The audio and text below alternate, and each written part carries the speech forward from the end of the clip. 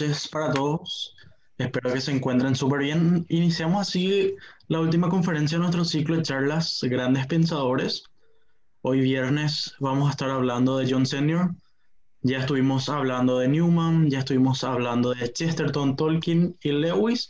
Y el día de hoy vamos a estar concluyendo con John Senior. Así que recuerden que pueden ir haciendo sus preguntas en el mensaje aquí en la transmisión y de por ahí si el tiempo no da para poder contestar, vamos a estar escribiéndoles ahí, ya sea nosotros o el hermano mismo. Vamos a ver más adelante cómo, o ya sea esta noche o mañana, cómo ir respondiendo, así que no se preocupen por eso. Podemos iniciar nomás, hermano. Muy bien, vamos a cerrar entonces nuestra serie de charlas con este autor americano. Hasta el momento fuimos viendo solamente autores ingleses y cerramos ahora con un autor más próximo a nosotros, por lo menos, es del mismo continente, eh, que es John Senior, a quien conocemos seguramente por el programa de humanidades principalmente. Como siempre hacemos, vamos a dividir esta pequeña ponencia en 4 partes, hablando un poco sobre la vida de John Senior, eh, por supuesto sobre el programa de humanidades, como no, sobre la idea que él tenía sobre los grandes libros, y cerraremos con sus obras, ¿sí? Colocando dentro de sus obras la influencia y que tuvo, que tiene, que sigue teniendo, porque su obra propiamente o su modelo de enseñanza sigue vigente incluso entre nosotros, ¿verdad? En nuestro medio, en nuestros días y sorprendentemente para algunos en nuestro país. De su vida no es mucho lo que podemos decir, porque como no es un escritor de la talla, digamos, de Chesterton o de Tolkien o de Lewis, no tenemos biografías suyas, no hay mucho que se sepa de él, y también él, por lo poco que sabemos, era también de una personalidad un poco eh, más introvertido. Entonces tampoco hay mucho que decir. Sabemos, sí, por testimonio principalmente de sus parientes, que escribieron algo sobre él, que nació en 1923, falleció en el 99, o sea, hace poquito tiempo, en Stanford, Connecticut. Eh, y un dato interesante, que vivió siempre cautivado por la vida del campo, porque él creció en una zona rural de Nueva York, en Long Island. Saben que Nueva York tiene 4 barrios, se llama eso, bueno, son como ciudades enteras. Long Island es como efectivamente como una isla larga, una, y en la zona rural de Long Island, él creció, de ahí todo lo que él va a contarnos después, principalmente en su libro sobre la restauración de la cultura cristiana, sobre el contacto necesario del hombre con la naturaleza. Estudió en la Universidad de Columbia, recibió el título de bachiller y de maestro, ¿sí? El masterado en artes. Fue profesor de inglés, profesor de literatura comparada, profesor de cultura clásica en varias universidades. Es un converso de catolicismo, se convirtió en 1960, no es católico de cuna, digamos. Fue un gran lector y un asiduo lector de Newman, también gran influyente en su conversión. Fue cofundador de algunos colegios, ¿sí? Eh, Principalmente, en realidad bueno, cuando decimos cofundador de varios colegios, eso puede significar varias cosas, ¿verdad? O sea, eso influenció en varios colegios de artes liberales que se crearon en la década de los 70 y 80, pero como cofundador, así propiamente, como participante en las reuniones iniciales, aunque no quedó como fundador propiamente en las actas de fundación, tenemos al famoso colegio de Thomas Aquinas College, que seguramente contó con el Thomas More, es de los colegios de artes liberales, de los colleges de artes liberales más famosos de los Estados Unidos. Y tenemos tienen su haber, digamos, junto con Dennis Kinney y Frank Nellick, la creación y el desarrollo del programa de humanidades Pearson en la Universidad de Kansas en los 70. Y bueno, hablemos un poco entonces ya sobre eso es básicamente lo que sabemos de su vida. Quizás también es un poco reciente, quizás con los años podamos tener mayores datos y quizás también una biografía de su vida. El programa de humanidades integradas, como dije, junto con Quinn y con Nellick, fundaron este programa gracias a un subsidio del gobierno, el subsidio Pearson, ¿sí? Una especie que el gobierno daba, y esto en la Universidad de Kansas. ¿Sí? Su objetivo no era otro, sino el de, a partir de los grandes textos y la gran literatura, poder conversar sobre las grandes ideas.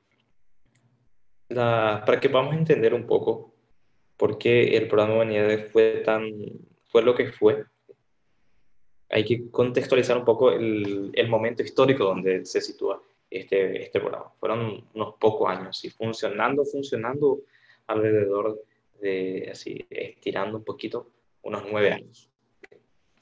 Desde su creación en el 70 hasta el 79, donde técnicamente dejó de funcionar, de hecho dejó de funcionar. Claro que fue inhibiéndose gradualmente en los años anteriores, por cuestiones que vamos a ir hablando un poquito más adelante. Por eso su duración, algunos hablan así de 5 años simplemente, que fueron los años en que efectivamente funcionó como el programa. Otros hablan de 7, otros hablan de 9, contando desde la creación hasta el cierre total del programa. En fin, por eso hay variaciones en la designación del tiempo del programa. Pero estamos hablando de los años 70, ¿sí? Estamos hablando en los Estados Unidos de un momento de grandísima influencia del movimiento hippie, ¿sí? Con toda su repercusión, toda la revolución sexual, todo este libertinaje propio de la época, todo el auge del rock, todo el auge de estos multifestivales de varios días, donde se cometían numerosos excesos, en medio de toda este movimiento antibélico, ¿sí? Y por consiguiente o sea, contraria a las políticas del gobierno, independientemente de las cuestiones políticas ahí que están. Había una inestabilidad social y política muy grande en esa época. Y enmarcado dentro de esa situación sociopolítica tenemos el programa de humanidades. Hay que entender también cómo funcionan las universidades en los Estados Unidos, no como las nuestras, donde el programa ya nos está impuesto desde el primer día, con toda la grilla y los horarios y los profesores y las materias. Las universidades en los Estados Unidos funcionan a través de créditos. Uno, para poder terminar un año o una universidad, uno tenía que tener una determinada cantidad de créditos para poder acceder al siguiente año o para acceder al título propiamente. Entonces uno tenía que elegir programas que le daban esos créditos. Entonces hay programas que le daban un determinado número de créditos, entonces él iba escogiendo los programas, los profesores, ¿sí? Había programas iguales que tenían diferentes profesores, los mejores profesores eran más requisitados, digamos, porque daban mayores créditos, cosas así. Entonces, en medio de esa realidad universitaria, surge en la Universidad de Kansas un afiche donde se presentaba al programa de humanidades integradas. ¿En qué consistía el programa de humanidades integradas? Sí, básicamente, yo tuve la la dicha, la gracia, diría yo, de poder una vez encontrarme virtualmente, pero encontrarme en fin, ¿verdad? Ya hace algunos años, ¿verdad? Cuando las reuniones virtuales no eran comunes todavía. Bueno, pero no eran tan comunes como ahora. Con un alumno de Senior, un sacerdote americano, el padre Payne, quien comentó, bueno, la reunión justamente fue para eso, para que nos cuente un poco cómo eran las clases con John Senior. O sea, tuvimos la gracia de conocer a alguien que conoció a John Senior. Por eso decimos que John Senior es mucho más cercano a nosotros. No solo geográficamente, aunque la distancia sea la misma con Londres o con Inglaterra, que son, refiriéndonos a los otros pensadores de los cuales hablamos, pero no tenemos un mar que nos separe, ¿entiendes? Sí, somos de la misma tierra, digamos, del mismo continente. Porque yo realmente no conozco a nadie que haya conocido personalmente a, a, a Tolkien, por ejemplo, ¿sí? Que falleció en el 73. Porque falleció en el 73. Chester falleció en el 63. Entonces, son cercanos, ¿sí? Claro, Senior falleció en el 99, también es bastante, o sea, mucho más cercano. Newman ya es mucho más antiguo, entonces es más difícil, pero para que vean que es mucho más cercano a nosotros. Y él contaba ciertas cosas. Eran había sesiones, ¿sí? Había encuentros, había reglas específicas, había algunas actividades fuera de estas sesiones y que eran más o menos las siguientes. 2 veces por semana, los martes y los jueves, para ser precisos, había un encuentro con los profesores. ¿Sí? Los encuentros se realizaban en el salón oval, que era un salón, que efectivamente era un salón en forma de óvalo, donde generalmente practicaba la orquesta. En el centro de la sala habían unos 3 profesores que conversaban sobre algún tema. Tomaban algún texto de la Ilíada, un artículo de la Suma Teológica, un poema de Shakespeare, algún canto gregoriano, y comentaban, hablaban y conversaban en una conversación sobre ese tema. Y los alumnos tenían que participar en los primeros estadios. Por supuesto no podían hablar, simplemente podían escuchar, pero había 2 reglas para esa clase. Una, que no se podían tomar apuntes, nadie podía tomar ningún tipo de apunte. Y segundo, todo lo que se decía, o sea, los alumnos querían decir, tenían que decirlo en voz alta, para que todos lo escuchen. Entonces eso creaba el apunte a veces, sí, nosotros tenemos que aprender a veces a tomar apuntes, porque hay personas que toman apuntes y nunca vuelven a esos apuntes. Claro, hay unos que sí toman apuntes para poder recordar como una especie de ayuda a memoria, porque como que tienen 2 formas de guardar esa información. Hay algunos que sí saben hacer apuntes y hacen apuntes al mismo tiempo que hacen una especie de resumen y luego la vuelven a leer, ¿verdad? Pero el apunte para ellos era una especie de atajo y autoengaño, digamos. Porque también ellos querían que los alumnos empiecen a valorar de modo mucho más trascendental aquello que estaban escuchando y atesorarlo en el corazón, ¿sí? Guardarlo en el corazón, ¿no? En el sentido propio de la palabra, recordarlo, ¿sí? Corriente del corazón, recordar es guardarla en el corazón. El corazón no como órgano fisiológico, sino como centro del alma, ¿sí? Porque es un órgano vital, en el sentido de que el órgano que da vida.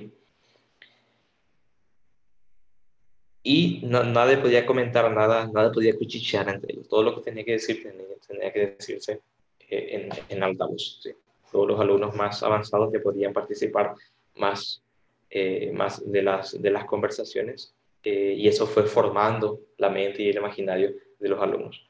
Una vez por semana tenían aparte de esas 2 reuniones, una vez por semana tenían unas reuniones, unas sesiones de pequeños grupos de no más de 10 personas, donde dirigidos por uno de los alumnos, de los propios alumnos, tenían unas sesiones de escritura.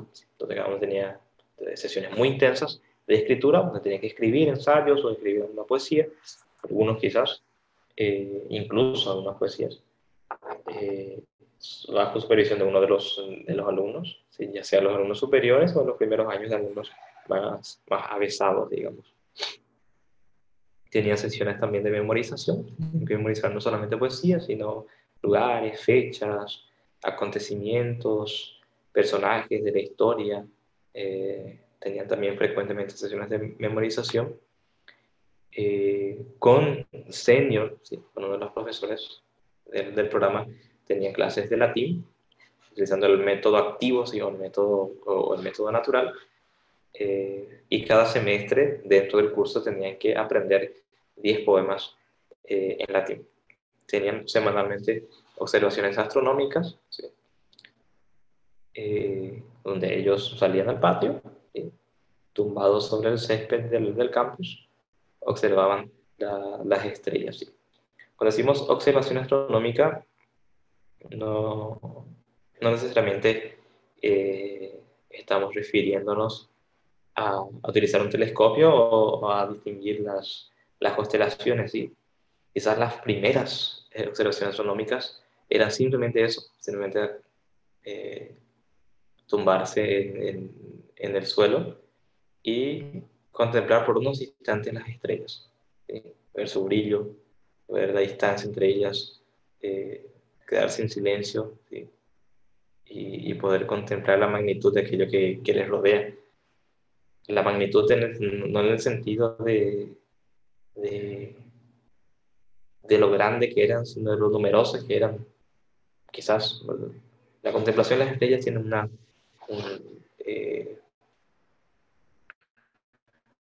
eh, nos da un contacto con la cosmovisión que nos rodea, ¿sí? O sea, con el cosmos que nos rodea, con el orden, podría decir que cosmos que nos rodea, muy profundo. Pues quizás ya empezaron a ver algunas constelaciones y los movimientos de los astros, la cuestión de las estaciones, las fases lunares y cosas así, con toda seguridad. Anualmente tenían un, un vals también, organizado por los propios alumnos, pero me dirán, bueno, ¿por qué tiene de sorprendente un vals? Los que no tienen noción de lo que es un vals, que no es el vals que se cantan en los 15 años ni en los casamientos, ¿verdad? O sea, que se bailan, ¿verdad? Porque ese paso que generalmente se hace cuando se canta, cuando bailan el vals la quinceañera o los recién casados, en realidad es el paso lento de la polca paraguaya. Saben que el vals tiene una carga estética muy grande, ¿sí? El año antepasado ya ahora, 2019 o 2018, no recuerdo,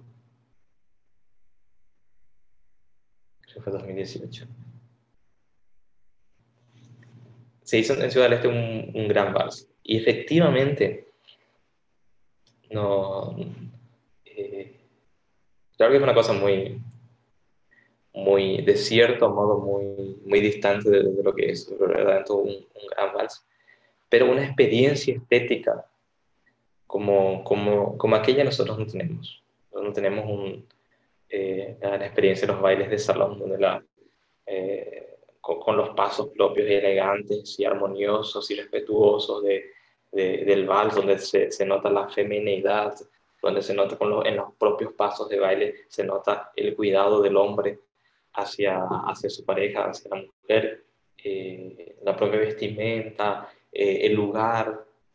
En aquella ocasión también hubo una propia orquesta que tocaba en vivo, o sea, diferente bailar al son de, de una máquina que reproduce unas ondas sonoras, que escuchar las propias vibraciones de los instrumentos de cuerda marcándote el ritmo es realmente otra cosa.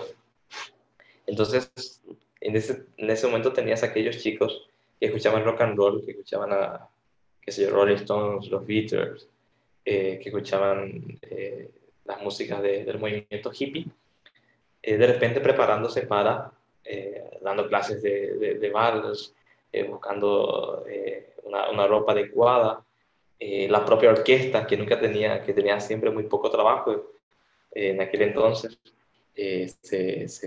con muchísima ilusión se preparaba también y preparaba sus vals de Strauss y, y de Brahms para esa noche. Entonces, también fue muy marcante eh, estos vals anuales. También tenían anualmente excursiones a Italia, Francia e Irlanda. Eso trajo algunos problemas también porque todos los fondos que tenía la facultad utilizaban no todos, ¿verdad? Pero, por ejemplo, eh, algunos de los programas de francés reclamaban que se utilizaban los fondos para los viajes a Francia cuando ellos tenían que viajar a Francia, ¿verdad? Que son los estudios franceses.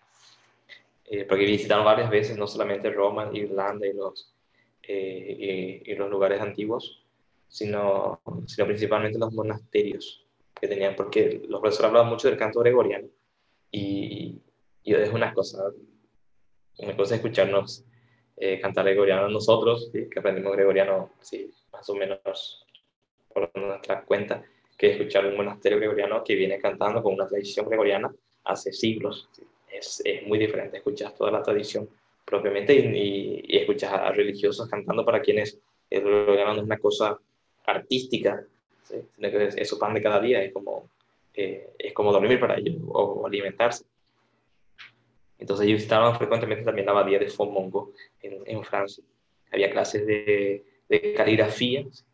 Los senior y los demás profesores abogaban por, por la necesidad de una vivencia estética como expresión de la realidad estética, no en el sentido que le damos nosotros estética, si buscamos estética en Google, hasta que no aparezca la primera noción metafísica de estética, tenemos que pasar varias páginas porque lo primero que aparecen son centros de estética, o sea, centros de manipulación, digamos, física a través de ciertas cosas. Eso era el programa básicamente de humanidades.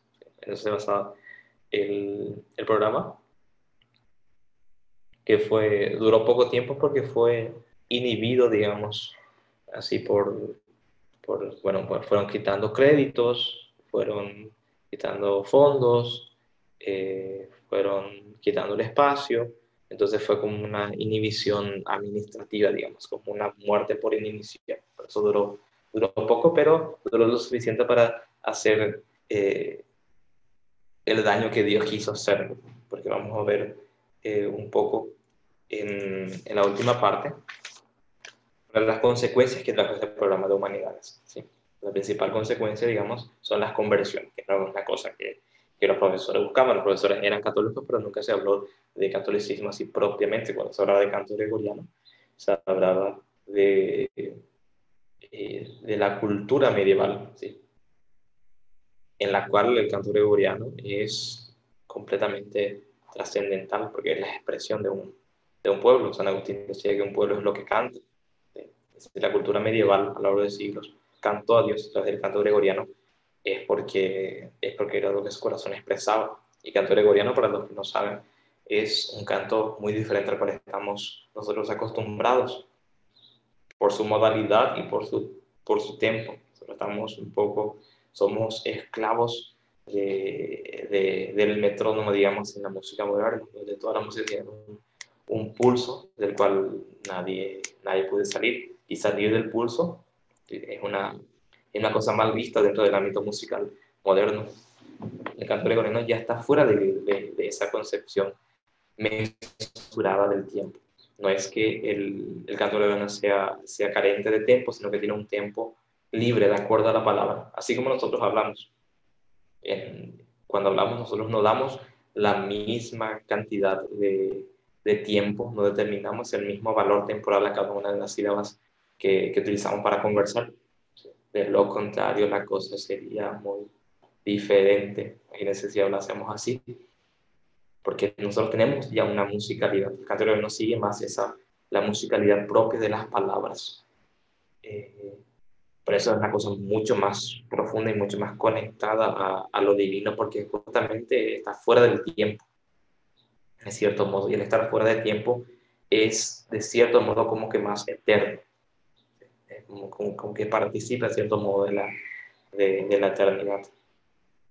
Y esto sin hablar de religión, sin hablar de, de lo que está diciendo propiamente. Claro que hay que entender qué está diciendo y que está diciendo dentro de un lenguaje, de una lengua también, ¿verdad? Que es el latín, una lengua muerta y por consiguiente inmutable. A veces se dice que una lengua es muerta y se piensa que eso es un término peyorativo, ¿no? Que es una lengua muerta. Pero una lengua muerta tiene sus, no diría su ventaja, porque no es la palabra más adecuada, eh, tiene su belleza justamente, digamos, por poner un término, o su grandeza más bien, en que al ser muerta, la significación, o sea, la semántica de esa palabra ya no puede cambiar. Ya no puede cambiar. Justamente porque está muerta. Ya no puede. Nuestras lenguas vivas van pasando por cambios. ¿Sí? El español que se hablaba 100 años atrás es muy diferente al que hablamos nosotros. Y eso se nota en las mismas reglas puestas por la Real Academia. Claro que muchos pueden criticar a la Real Academia Española por todas las concesiones que está permitiendo ahora, permitiendo llavear, por ejemplo. ¿Sí? El término no llavear no existía, ¿sí? Ahora ya está aceptado, se decía cerrar con llave. O los neologismos como tuitear o facebookear. ¿Sí?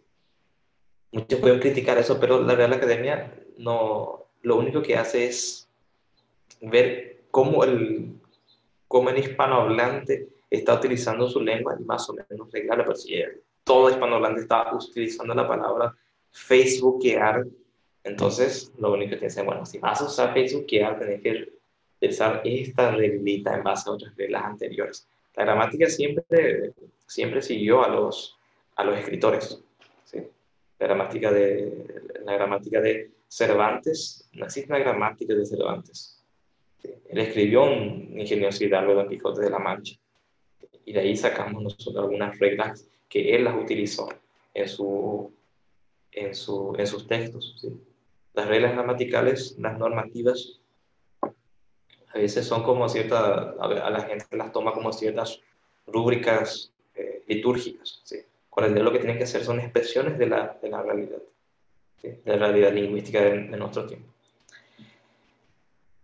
Pasamos a la tercera parte, cerrando este pequeño excursus, ¿sí? sobre la gramática. Hablando un poco sobre lo que Senior pensaba sobre los grandes libros. Unos años atrás, un decenio atrás quizás, o antes más bien, de la creación del PHI,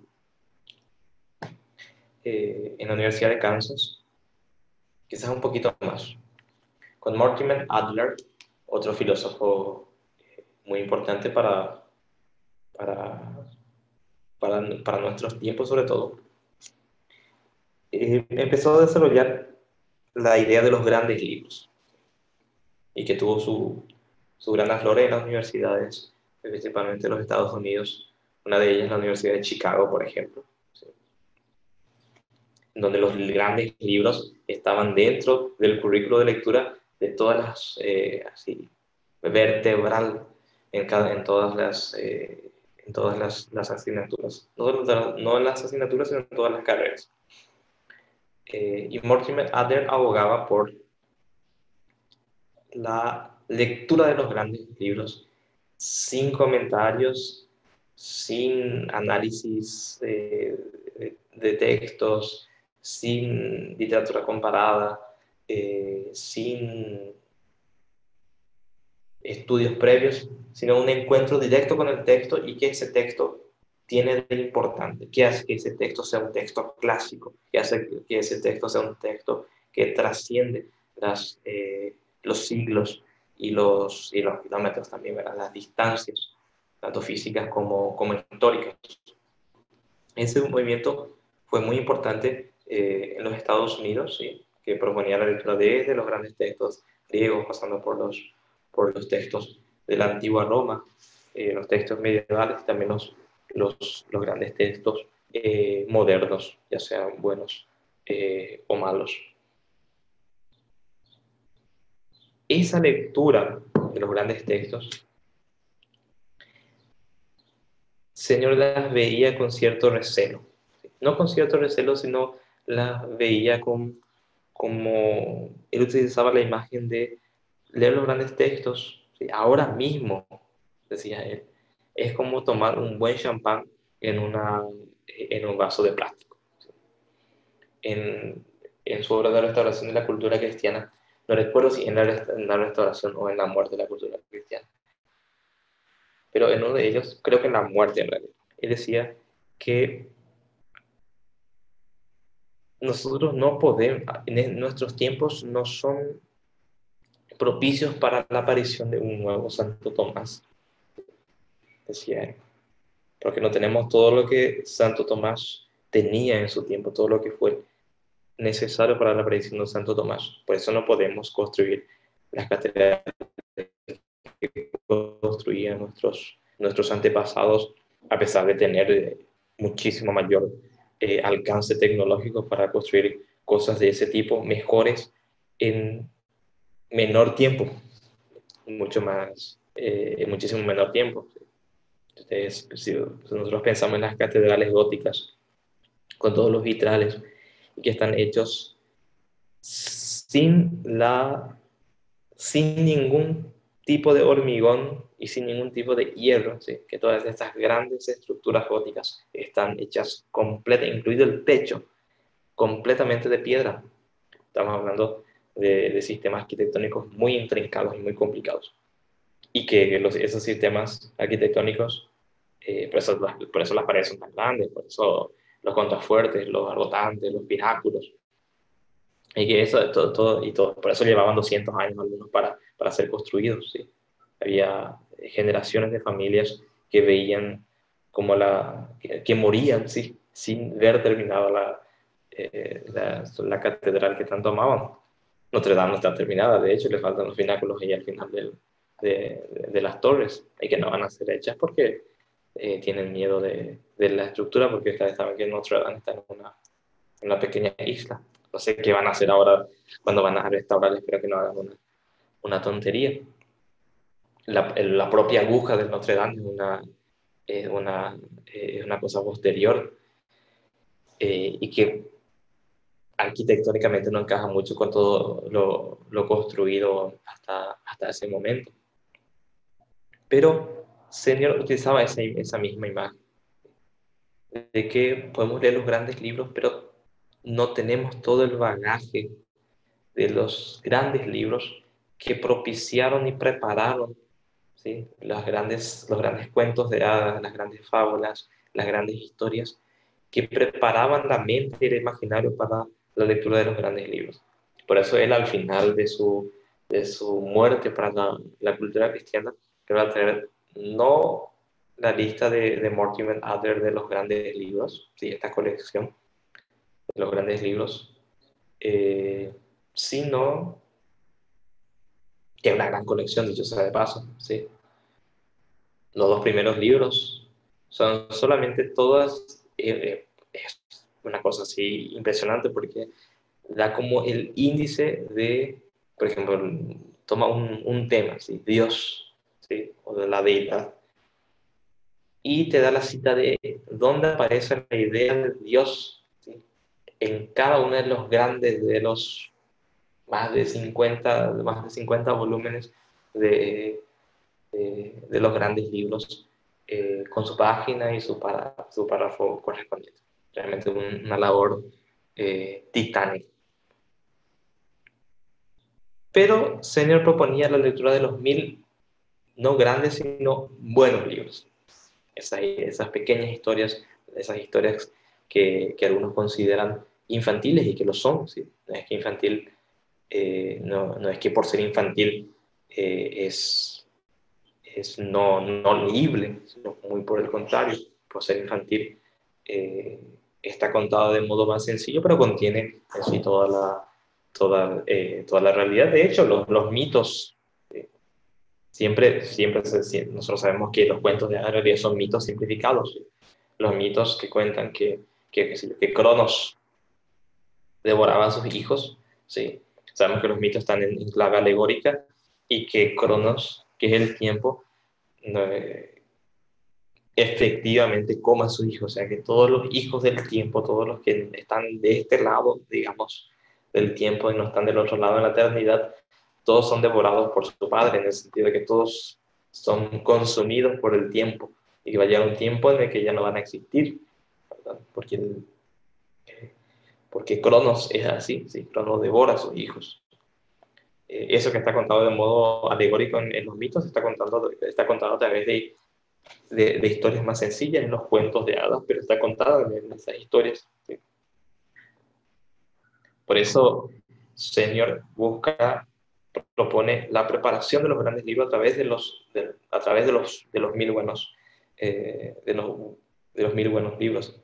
Hablamos que Señor era seguidor de Newman en grandísima medida, ¿sí? Hablamos un poquito, de hecho, una de las preguntas en uno de estos días cuando hablamos de Newman el primer día, si no me equivoco, justamente alguien ahí preguntó cuál es la relación de Newman con Senior, con Newman más bien, porque Senior parece no seguir tanto la idea de la Universidad de Newman, ¿sí?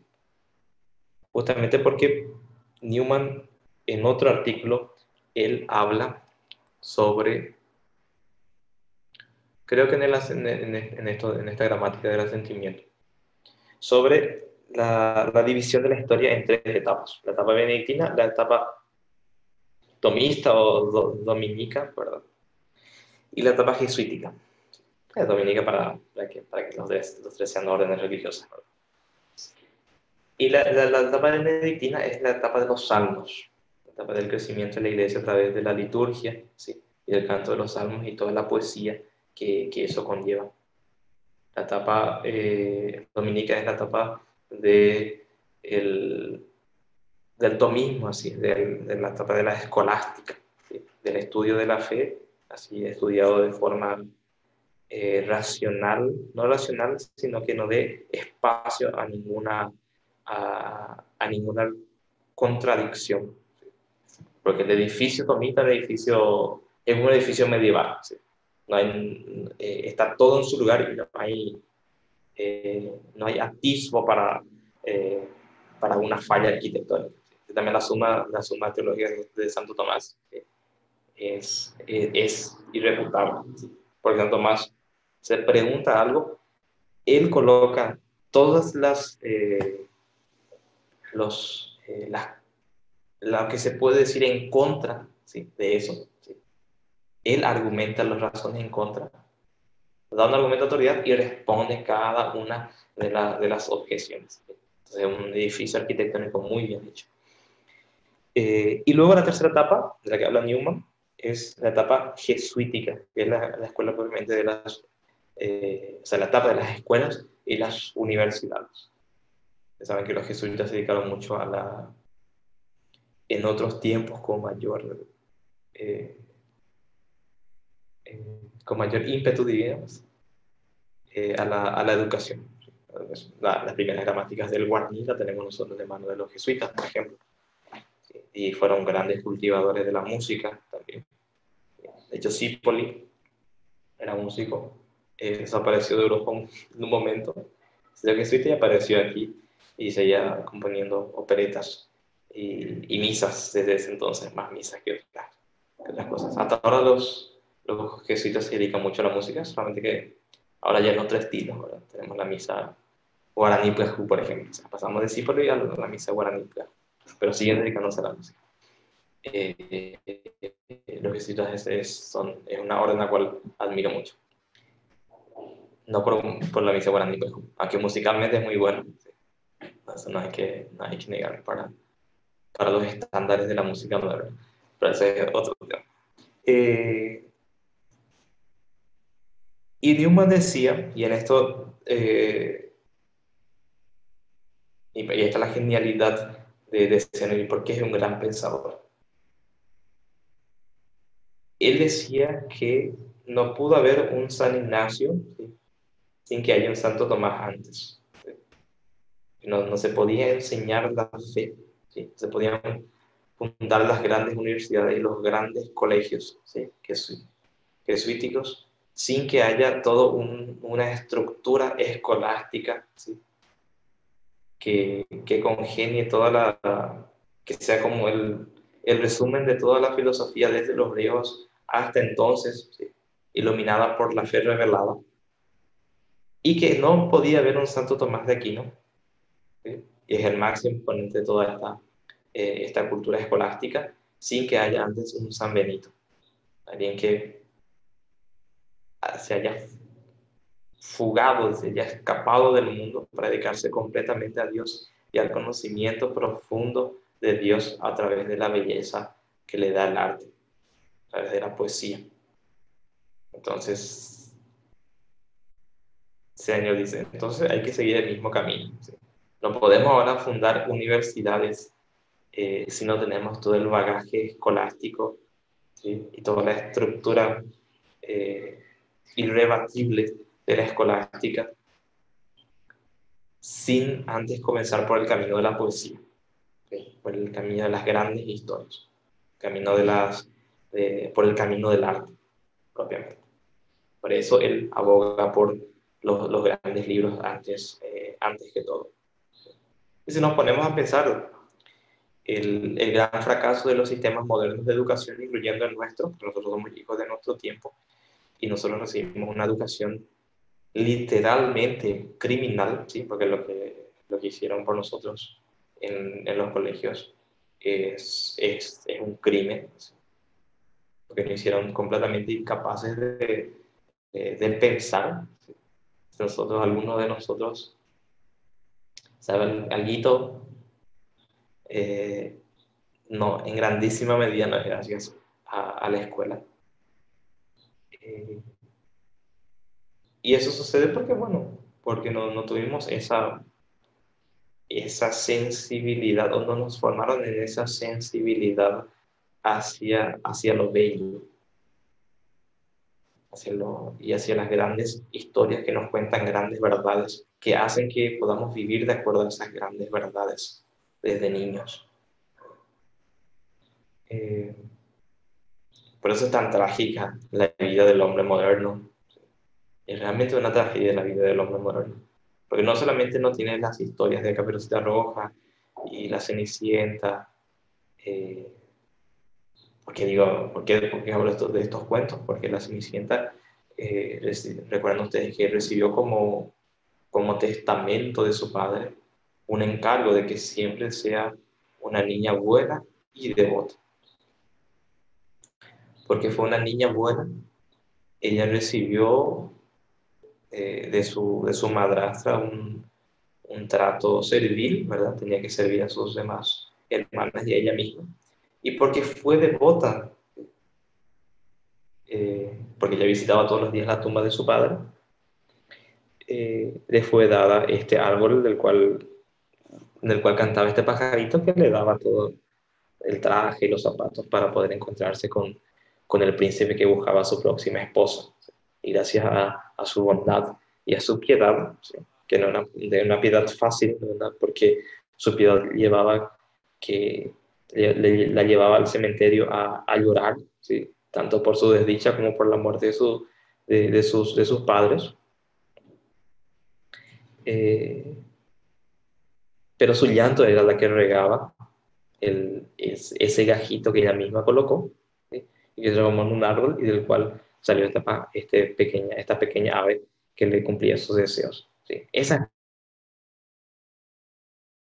grandes ideas que están atrofiadas un poco por las versiones que tenemos nosotros de Disney.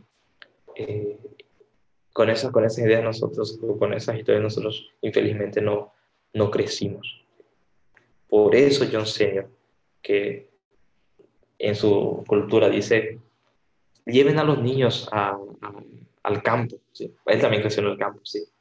Y vean que hagan que sus niños sepan que la leche no sale de la heladera, sino del supermercado, sino que sale de una vaca, ¿sí? Él es muy vehemente, yo me imagino él muy vehementemente hablando, porque él dice, arrojen la televisión por la ventana y cómprense un piano y reúnanse alrededor del piano y canten las canciones que siempre se cantaron. Entonces él es muy elocuente en su, en su forma de escribir también. Eso hace él un gran pensador. Y terminamos con sus obras, ¿sí? Esta vez finalmente hablamos en segundo lugar sobre sus obras, esta vamos a terminar con sus obras. Tenemos en español, gracias a Dios, eh, y de la editorial Vórtice, La restauración de la muerte cristiana, con el prólogo de Natalia San Martín, que también hizo el prólogo del otro libro que tenemos en español, que está por ahí, que es La muerte de la cultura cristiana, editada por Homo Leyes, ¿sí? Que son es muy benevolente, no solamente te describe cómo la cultura cristiana ha muerto, sino que también te dice cómo podemos restaurarlo, ¿sí?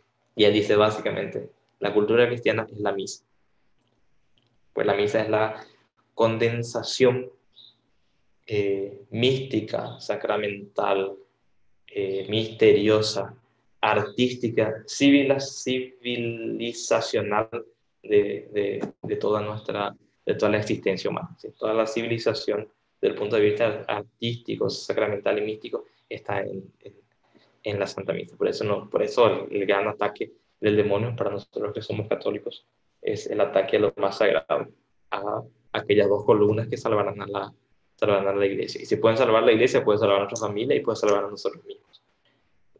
Hablando del sueño de Don Bosco, la Santísima Eucaristía y la Santísima Virgen María. Muy bien, ese es John Senner, y con esto cerramos este ciclo de conferencias. Les agradezco mucho por haberme soportado durante todas estas semanas, durante todas estas horas, y espero que este balbuceo mío les haya ayudado a, a los que no estaban interesados a despertar el interés en alguno de estos escritores pensadores, y a los que ya conocían algo, que puedan seguir las escenas del conocimiento, digamos. Hermano, hay algunas preguntas. No sé si dispones todavía de tiempo, así te leo algunas. Sí, sí, claro, sí. Bueno, la primera pregunta dice, usted mencionó lo de que John Senior enseñaba el latín. ¿Podría explicar un poco la importancia del estudio del latín hoy en día? Si es importante, ¿por qué es importante? Sí, la primera razón es religiosa, digamos, ¿sí? Es cristiana, católica, ¿sí? Porque nosotros tenemos por lo menos nosotros que somos del rito latino, tenemos al latín como lengua oficial de la iglesia.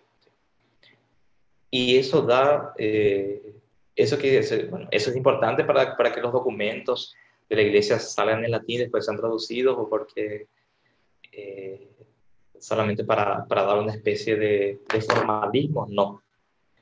Porque la iglesia es universal, ¿sí? Católica significa universal. Y la universalidad de la iglesia justamente se nota mucho con la utilización del latín como lengua, ¿sí? Yo no estoy en contra de la misa nueva, por supuesto que no, me parece una cosa muy buena, sobre todo en tiempos de crisis culturales tan grandes como la nuestra, porque antes de que quitasen el latín de nuestras iglesias, tuvieron que quitar el latín de nuestros colegios, ¿sí? Porque antes se enseñaba latín, con lo cual el acceso al latín era mucho mayor y la participación en la misa latina era mucho más fácil. Hoy en día el latín ya es un artículo de lujo, ¿verdad? Con lo cual, efectivamente, la, la misa en la lengua vernácula era de cierto modo profundamente necesaria, ¿sí? Y fue muy productiva, ¿sí? Para, para la fe de muchos. Pero yo tuve la gracia de participar en misas fuera del país, ¿sí? En un país donde no se hablaba mi idioma. Y cuando uno va a un lugar donde no se habla tu idioma, uno se siente extraño, por más que uno sepa hablar el idioma, uno se siente extraño porque no es tu país, ¿sí? No es tu cultura, no son las palabras que usas. Si logras comunicarte, eso es simplemente una comunicación, no hay un encuentro así más profundo. Entonces yo tuve esa experiencia cuando fui a un país donde no se hablaba español, eh, pero cuando comenzó la misa, y la misa no era, la misa no era en latín, no era una misa tridentina, era una misa en inglés, pero los cantos eran en latín. ¿Sí? Entonces, cuando cantaba en latín y cantaban los mismos cantos que se cantan en mi parroquia, ¿sí? Uno se sentía en casa. ¿Sí? Decía, esta es mi casa. ¿Sí? La misma cosa le pasó a una señora que es de nuestra parroquia aquí en Andares, cuando ella fue a la beatificación de Juan Pablo II. Y en la beatificación de Juan Pablo II se cantó la misa de Angelis, no recuerdo si la Dorothy de Ote o el Jesús Dulce Memoria, que son cantos que el Ánima Christi también creo, que son músicas que se cantan en nuestra parroquia. Entonces ella fue y ella con muchísima alegría volvió contando que ella participó muy activamente de la misa porque conocía los cantos, conocía la misa de Ángeles, conocía unos cantos en latín y que pudo cantar, ¿sí? Y que se sentía en casa, ¿sí? Entonces la universalidad de la iglesia se expresa a través del latín. En segundo lugar, nosotros tenemos un serio problema de lenguaje, ¿sí? De expresión de lenguaje. Todos nosotros, ¿verdad? Yo en grandísima medida, sí. A mí me da muchísima vergüenza hablar en público justamente por eso, porque ustedes notarán que a veces me faltan las palabras. Eh, un poco porque nosotros crecimos rodeados de... Yo nunca hablé tan mal, ¿sí? En mi vida, eh, que cuando fui a la universidad. Ahí empecé a hablar peor, porque le copiaba a los alumnos. El nivel de la universidad en Paraguay es... Yo claro que yo soy religioso y eh, estoy en obediencia y si me piden, por supuesto que voy a hacer con el máximo, colocando el máximo de mi esfuerzo, pero si dependiese de mí, nunca más pisaría una universidad, amigo, porque el nivel es muy bajo. Claro, tenemos el guaraní también que nos ayuda un poco, ¿verdad? Que impide mucho, porque muchas de las expresiones nuestras las decimos del modo del guaraní. Pero si hablamos, si hacemos un test de sintaxis al paraguayo, ¿sí? Difícilmente no me atrevería a dar un porcentaje, pero muy poco yo creo que aprobarían el test de sintaxis, que es porque los problemas de concordancia de género y número hasta que son subsanables. ¿Sí? Eso con un poco de práctica y teniéndose un poco de paciencia, corrigiéndose mutuamente, eso se logra. Pero la comprensión de cómo funciona una oración, ¿sí? ¿Dónde está el verbo? ¿Quién realiza el verbo? ¿Quién realiza la acción? ¿Cuáles son los complementos? Eso yo creo una falla muy grande porque nosotros no aprendemos gramática, nosotros tenemos literatura en la escuela o en los colegios.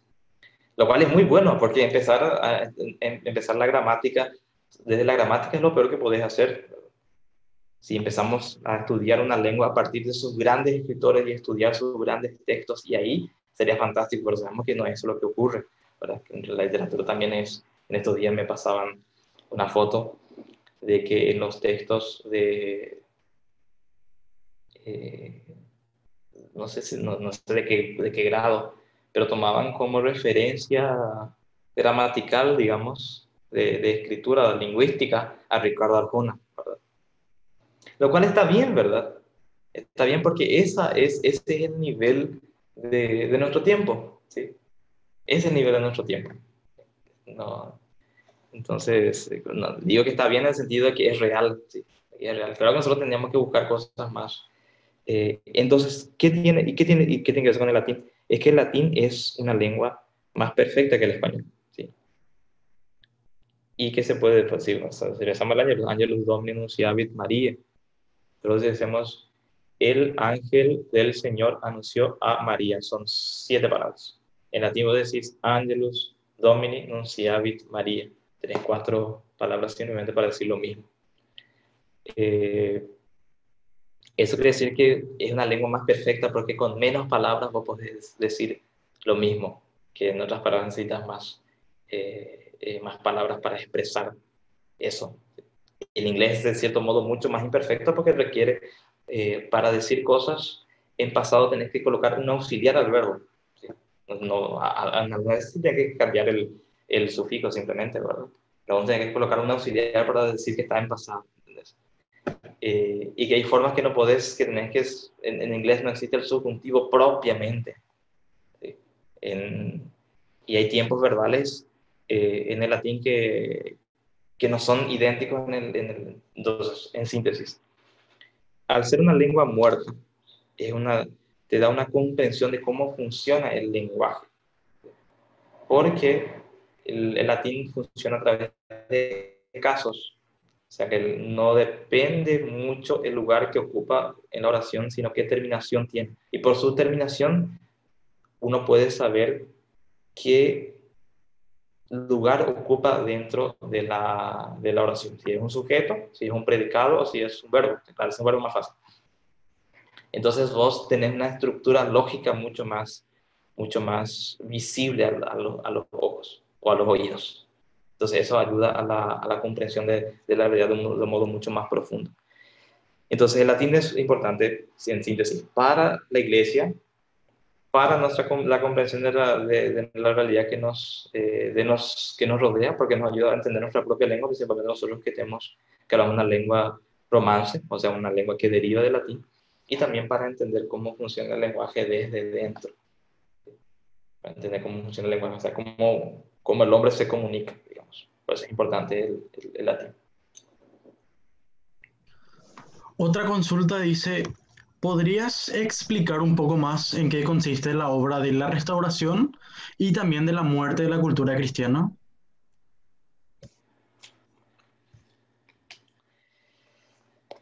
La, los, hay Los que buscan así la restauración, así un texto así escolástico en el sentido, bueno, la restauración de la muerte, vas a hablar, vas a explicar así punto por punto con un esquema así bien estructurado, cuáles son las causas, o sea, qué es la muerte cristiana, cuáles son las causas, y en la restauración una respuesta a cada una de esas de los que causó la caída o la muerte de la cultura cristiana no van a encontrar, ¿sí? Porque está escrito en modo de ensayo, ¿sí? Y como decimos ensayo nos referimos a una reflexión, ¿sí? ¿Recuerdan lo que dijimos sobre Tolkien cuando hablamos hace unos días? Hablando del escritor arquitecto y del escritor jardinero. El arquitecto es el que tiene los esquemas así como los manuales, ¿sí? que tienen la subdivisión 1.2, 1.3, 1.4, 1.4.1, ¿sí? Algunos, tu cabeza funciona de ese modo, ¿sí? Y si no está de ese modo, como que no lo termina entendiendo, ¿sí? Los románticos, sin embargo, ¿sí? Los románticos no en el sentido moderno de la palabra que escuchan Sin Bandera y no sé qué. Bueno, hasta ahí va mi comprensión de los cantantes románticos, qué sé yo. Sino en el sentido clásico de la palabra, sí, los que escriben romances, ¿sí? O sea, poemas escritos a modo de historias, la gran idea es contar a través de historias. ¿Sí? Ellos utilizan una estructura en espiral, digamos. Tienen un tema central, ¿sí? Y van como que circundando ese tema. Van hablando de cosas que parece que no tienen mucho que ver, pero al final tienen que ver. Entonces, como que se aleja y luego se acerca. Ah, tiene que ver, luego van circundando. Entonces, al final del libro vos tenés una visión de todas las cosas que implican esa cosa de la cual se está hablando, ese tema del cual se está hablando. Un poco la estructura de la restauración y de la muerte de la cultura cristiana ¿sí? Es como una espiral que va circundando, a veces muy cercanamente, a veces un poco lejana, pero siempre relacionado al tema central, que es básicamente las causas del deterioro civilizacional en el cual vivimos. Benedicto XVI decía que nosotros vivimos en una época post-cristiana, que tuvimos una época precristiana, una época antes de Cristo, existe una época cristiana, ¿sí? cuyo máximo esplendor se dio en la Edad Media, luego ya vino el nacionalismo y todos sus el positivismo y todas esas cuestiones que con la Revolución Francesa y y todo lo que vivimos hoy en día nos llevó a decir a Benito que vivimos en un tiempo post-cristiano, un tiempo donde ya no es que ya no está Cristo, sino que ya no está Cristo en el centro de nuestras vidas. ¿Sí? Entonces, y toda la cultura cristiana, o sea, la cultura que estaba alrededor de Cristo, ¿sí? Señor la demuestra a través de su libro La Muerte, ¿sí? Que fue el primero que escribió, que una cultura sin Cristo es una cultura muerta. Entonces va hablando de varios ejemplos, desde las cuestiones académicas hasta las cuestiones más cotidianas. Y en la restauración es como una respuesta a eso, ¿sí? Pero no con una visión fatalista que algunos tienen, no, que está todo mal y solamente hablar las cosas malas. Sino, no, ese es el problema, ¿sí? Y como no es la primera vez que el mundo está en crisis, ¿sí? Digamos, hay que mirar un poquito hacia atrás y ver qué se hacía, ¿verdad? Y entonces ir respondiendo a esa crisis con una restauración. Porque él utiliza muy bien esa palabra, una palabra restaurar. No habla de crear algo nuevo, ¿sí? Debe que agarrar los pedazos, ¿sí? Hay un sacerdote muy sabio que yo conocí que decía que nosotros somos como náufragos, ¿sí?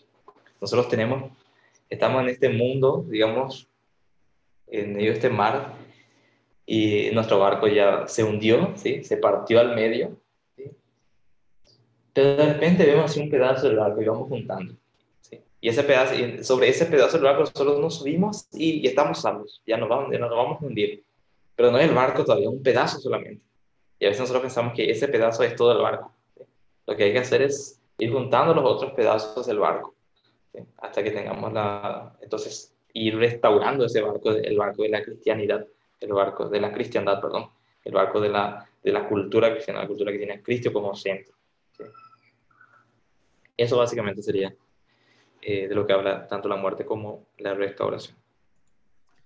Y la última consulta dice si podrías armar o sugerir un orden llegaste a mencionar los 1000 buenos libros de John Senior que citan su libro, y si podrías recomendar con qué tipos de libros de poesía, de cuentos se podría iniciar en las lecturas. Eso preguntan aquí.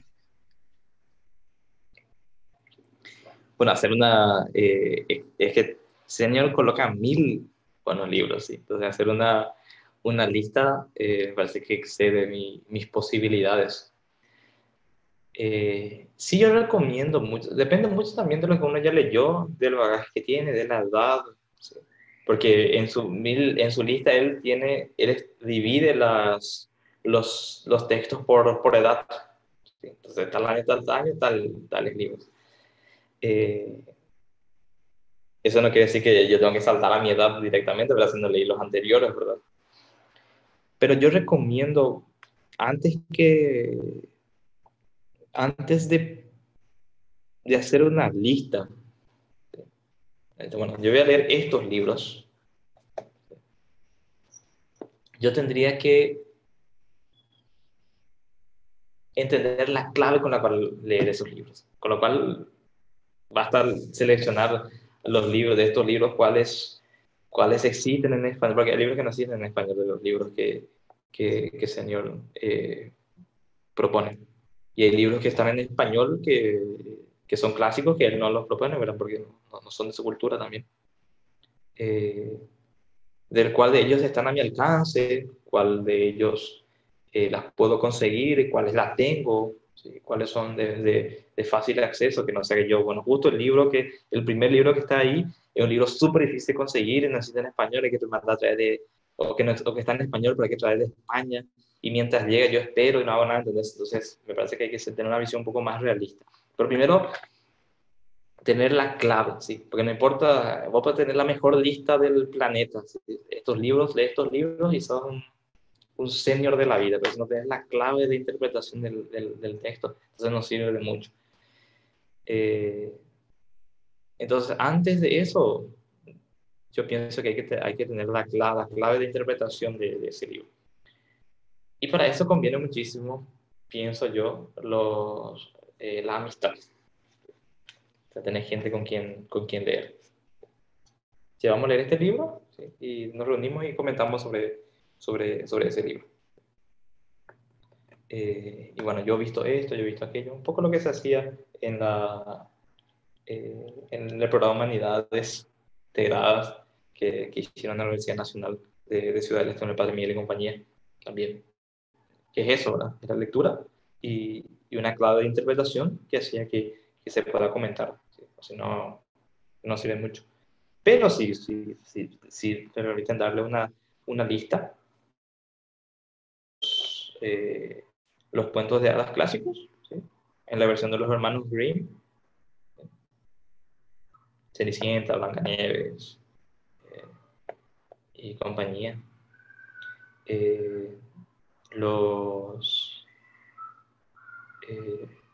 Las grandes las grandes historias griegas, ¿sí? No hace falta que lean la Ilíada de la Homera Silentada, por lo menos la historia, ¿sí? Estas son las versiones resumidas para que te cuenten un poquito, por lo menos para que tengas una idea, ¿sí? La Eneida, la misma cosa, ¿sí? Que es la historia fundacional de Roma, y la leyenda áurea, ¿sí? Que básicamente es la historia de los santos. La leyenda áurea, ese nombre está muy bien puesto porque leyenda significa cosas que se tienen que contar y áurea significa de oro, ¿sí? Las leyendas de oro no son otra cosa que las historias de personas que eran completamente libres. La historia de hombres libres. Ya que hablamos de artes liberales, sí, que nos hacen a los hombres libres, la leyenda áurea es la historia de los santos que llegaron a tal libertad que vivían completamente de Dios y completamente desatados de las cosas de este mundo. Entonces, tanto las pequeñas grandes historias de los cuentos de hadas, las grandes historias de las civilizaciones antiguas, y las historias de los santos, ¿sí? Yo pienso que es un buen inicio. Y después de eso uno ya va a saber hacia dónde va a apuntar. A mí me gusta más este tipo, entonces uno ya puede ir seleccionando la área de su mayor interés. Bueno, creo que de esta manera podemos dar por concluido este ciclo de charlas. Muchas gracias, hermano, por tomarte el tiempo de dedicarnos esta semana, ¿verdad? Para nosotros que somos un poco principiantes todavía en toda esta movida, y también los participantes que de seguro más de uno por primera vez estuvo escuchando un poco sobre las obras de Tolkien, Chesterton, Lewis, de Newman y hoy de John Senior, ¿verdad?